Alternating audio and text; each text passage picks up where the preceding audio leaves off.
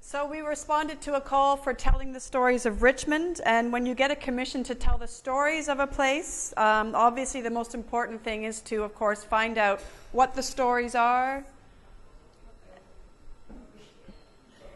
And these are the stories. Richmond is full of chaos and anarchy. Okay. To find out where the stories are. And one of the places, of course, to find out where stories are is an archive. And because of our mutual interest in the artifact, we decided to start at the archive.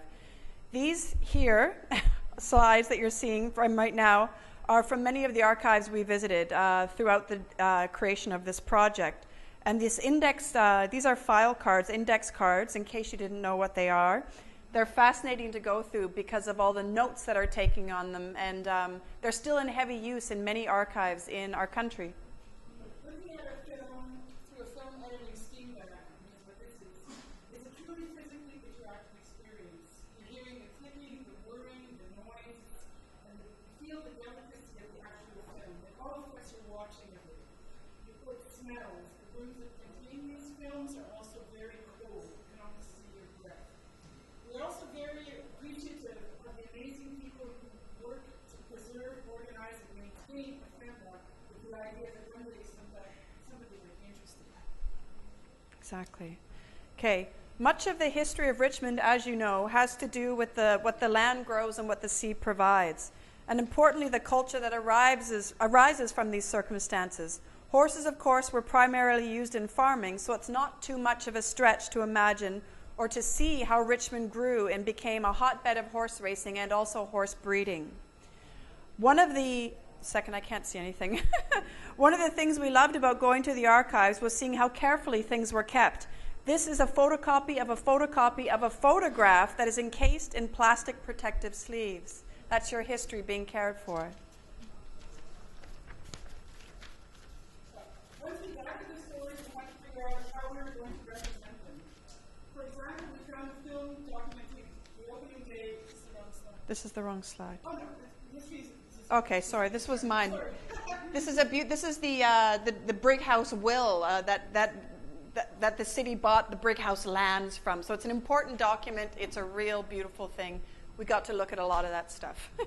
So we found a film documenting the opening day of the airport in 1981, and we decided to film it through fog to bring to life the historical moment of being in a class, the beginning of the flight.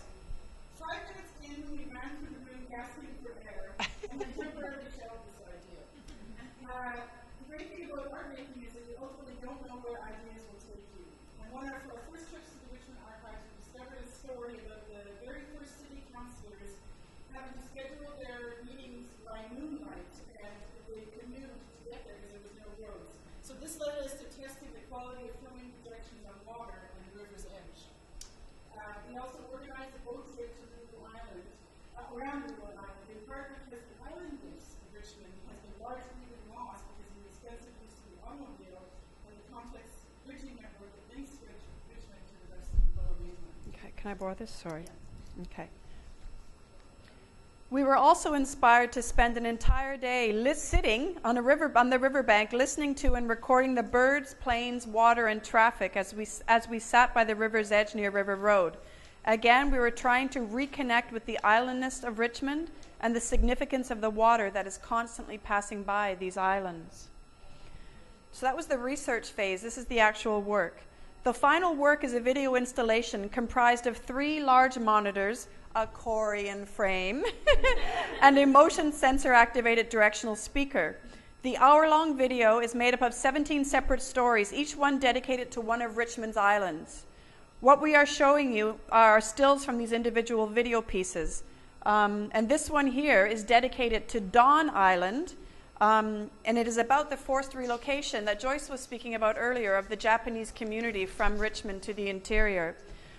In choosing which video to dedicate to which island, different threads are drawn upon. In this instance, we discovered that Dawn Island was a significant and early Japanese community here. This map, which you've seen a lot tonight, plays between each of the 17 videos. It reveals the location of the upcoming video and tells you which island the video is being dedicated to.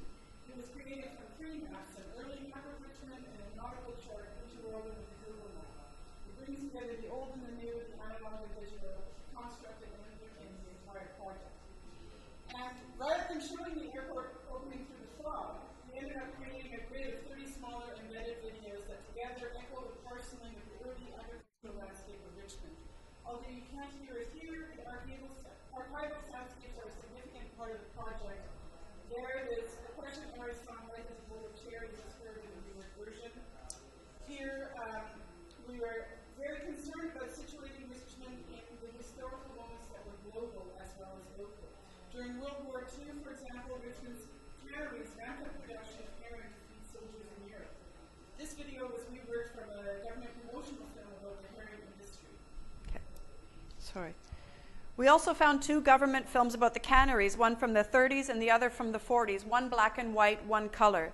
And although the shift to color feels like a new generation of documentation, the films were otherwise very similar, almost exactly the same, making it easy to combine the idea of playing with the rhythm of the machines.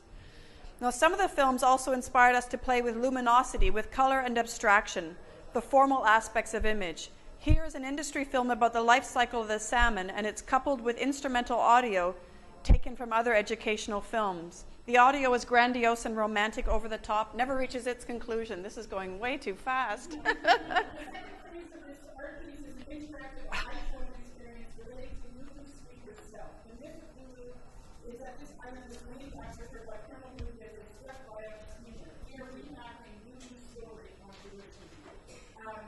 This is an earlier image used to test the generation of the GPS hotspots that will trigger the various elements of Lulu's journey into history. We've uncovered a lot more of her story. Kind of students would have to hear you. Yeah. That's it. Okay. Whew.